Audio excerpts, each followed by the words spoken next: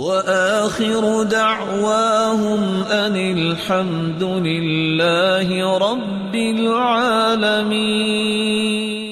اور تقوی کی چند باتیں میں آپ کے سامنے پیش کر دیتا ہوں، تقوی انسان اختیار کیسے کرتا ہے۔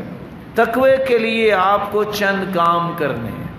پہلا کام، سیدنا علی رضی اللہ تعالیٰ عنہ کہتے ہیں تقوی کیا ہے؟ اس کی ایک عمارت ہے، عمارت کے 4 پلرز ہیں، اور 4 پلرز پہ عمارت تقوی کی قائم ہوتی ہے۔ پہلا پلر یہ ہے کہ تمہیں تقوی چاہیے تو تم الخوف من الجلیل، صرف اللہ کا خوف دل میں پیدا کرو، ساری دنیا کا خوف ختم کرو۔ والعمل بالتنزیل، زندگی کے ہر کام میں رہنمائی قرآن سے لو، عمل کرو تو نازل شدہ دین کے مطابق متقی بنو۔ والقناعۃ بالقلیل، جو اللہ نے دیا اس پہ راضی ہو جاؤ۔ والتزود لیوم الرحیل، قیامت کی بھی تیاری کرنا ہے، ایک دن موت بھی آنی ہے، تمہیں رب کے سامنے پیش ہونا ہے۔ یہ 4 پلر پہ تقوی کی عمارت کھڑی ہے۔ عبداللہ بن مسعود کہتے ہیں 3 باتیں اور شامل کر لو۔ ان یطاع فلا یعصى، زندگی ایسی گزارو کہ تم کبھی بھی اللہ اور اس کے رسول کی معصیت نہ کرو، اس کی اطاعت کرو۔ یشکر ولا یکفر، نہ شکری نہ کرو، اللہ کا شکر بجا لاؤ۔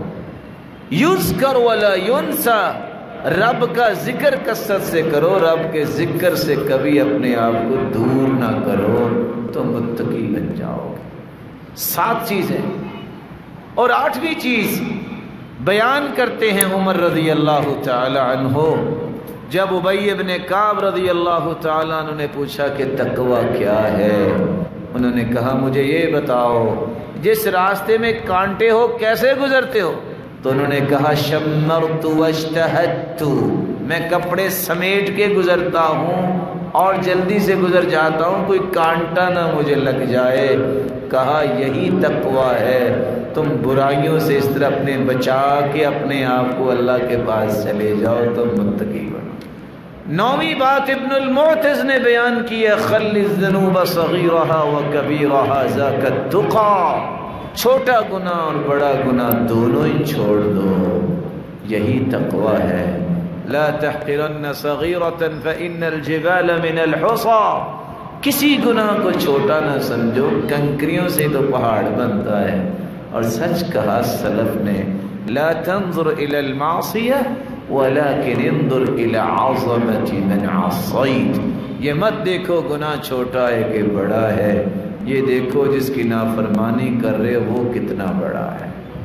10ویں بات، امام راغب اصفہانی نے خلاصہ نکال دیا، حفظ النفس عما یؤثم، ہر اس کام سے بچ جاؤ جس سے انسان گنہگار ہوتا ہے، وہ متقی بن جائے گا۔ وَاعْلَمُوا أَنَّ اللَّهَ مَعَ الْمُتَّقِينَ، یقین کر لو اللہ متقین کے ساتھ ہے، یہی ولی ہیں اللہ تعالیٰ کے۔